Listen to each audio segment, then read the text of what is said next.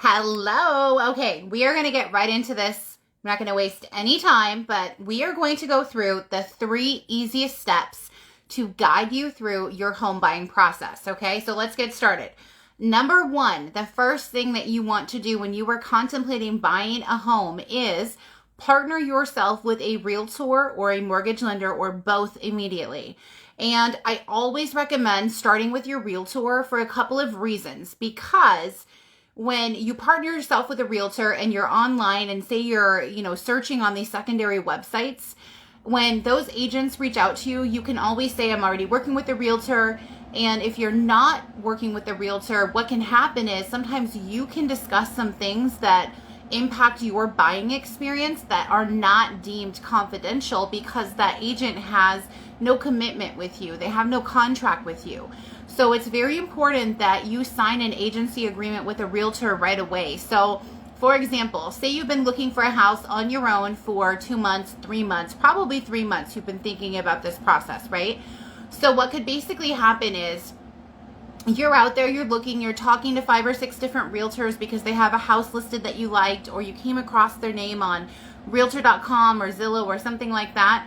Well, you might give them a detail that could impact your buying power. And say you start working with a different realtor, right? You sign an agency agreement, they're your realtor, they're your go-to person, and all of a sudden you're interested in this house that one of the previous realtors you talked with actually have listed. Well, they in turn can use the information that you gave them previously against you because they have no fiduciary responsibility to you. They have no contract with you. So it's really important when you are contemplating buying a home to lock in an agency agreement with a realtor pretty much right away. Now, I understand, most people are in the background. They're looking for a house for maybe 3 to 6 months. They're just kind of getting a feel what the market is and what things are like out there. But I can tell you it is in your best interest to really team up with a realtor right away. And in turn, I do agree that it's important to partner with a lender right away as well, because there's going to be questions that come up during the process that you're going to need answered. And you want to get your pre-approval letter done right away so that you know that the homes you're thinking about are a good fit for you, are actually going to meet your budget, your financing, all of those things. So lock in your realtor and your mortgage lender right away. Get that process started. The next thing you want to do is you want to make a list of 5 items that you absolutely want in a home. These are going to be your top 5 items, your must-haves. Now, with that, what I want to say is, with the top 5, you need to have a couple of things that are more flexible. So I usually recommend 2 to 3 items on that top 5 list that you can have a little bit of flexibility with. This will in turn probably give you a few more options to look at and maybe help you think outside the box a little bit when you're narrowing down where you want to live and what you're interested in. And one of those top 5 items should be a destination, right? That should be an area that you are more drawn to or that is more communicable and accessible for your family's daily life or your daily life.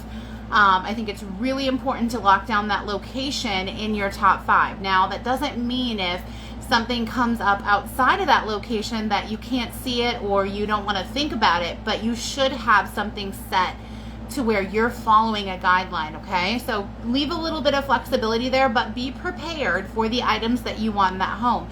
And what that's going to do as well is that's going to lock in with your realtor and it's going to allow them to find the best homes for you to look at so that you're not wasting this extra time out looking at 50 houses, okay? So that's really important. The next thing you want to do, now that you've got your pre-approval, you've worked with your lender, you're working with your realtor, you want to set a budget for your new home, right? You want to set that budget and you only want to look at homes that meet the criteria you gave your realtor or the criteria that you set forth in step 2. Because sometimes what happens is when you're straying from what you want in a home, you'll start to look at too many houses and then they're all going to become shuffled together. The more focused and direct you are with what you want in a home, the better the experience you're going to have and the better the outcome, quite honestly, because you're not going to be wasting money by values going up, etc. You're going to be direct to the point. You're going to know exactly what you want and what you're looking for. And a little bonus on that I'm going to let you in on. So when you're buying a home, some of the things that you need to think about really are some of the out-of-pocket costs that you might have up front. And the number one thing that you really need to contemplate and have some protection for in your bank account is going to be the earnest money. Now, earnest money is basically good faith money that is deposited either at the title company or in the listing agent's trust account at that brokerage, okay? And so this can be any amount that you deem necessary. And what happens is that locks that contract into place, okay? It's good faith to the seller that you are going to move through the other contingencies and points of that contract. So, you know, you want to plan for that, and you should plan for at least $250 to $500 depending on what price range you're looking in. You know, if you kind of get closer to that $300,000 range, we really like to see around $1,000, and some sellers will be really particular about how much money they want placed down as earnest money. So I think you should be prepared for that. Another thing that you need to be prepared for with those costs is the appraisal deposit. Now, some banks in our area in the Sioux Empire, they do require an appraisal deposit, and some banks don't. So you really want to know that off the bat. So say you're putting down $1,000 for earnest money, and then all of a sudden you go to do your preliminary paperwork, loan paperwork with your lender, and they're saying you need $600 for this appraisal deposit, and you didn't know about it. You know, it's kind of going to throw your numbers off in your bank account a little bit if you're not prepared. So really be prepared for that. Ask that lender that you choose to work with, are they, you know, do they make you pay an appraisal deposit? Because that will come up. The other thing, you know, if you choose to do a home inspection, which is very important, I highly recommend doing one every time you purchase a home.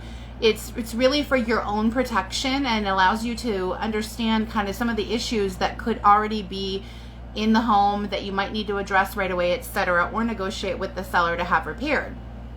So I think you need to have that money in the bank. So make sure you're also talking with that lender about an appraisal deposit, because sometimes that one can pop up and it will throw the buyer for a loop, okay? But also, like we were talking about with the inspection. So some inspectors in our area will actually allow you to pay at closing, which means that it will be placed in your estimation of costs on your final net sheet at the title company, and it will just be added into your loan as a whole.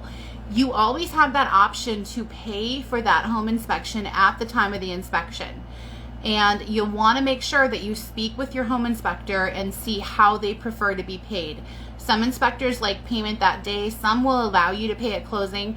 But these are the top 3 things that you should really be prepared for once you're out making this process and you're in it. You don't want any surprises to come up. And, you know, as a realtor, it's our job to really prepare you for these things that pop up so that they're not alarming you, so that they're not interfering with your bank account, etc. So this information should help you be the best prepared.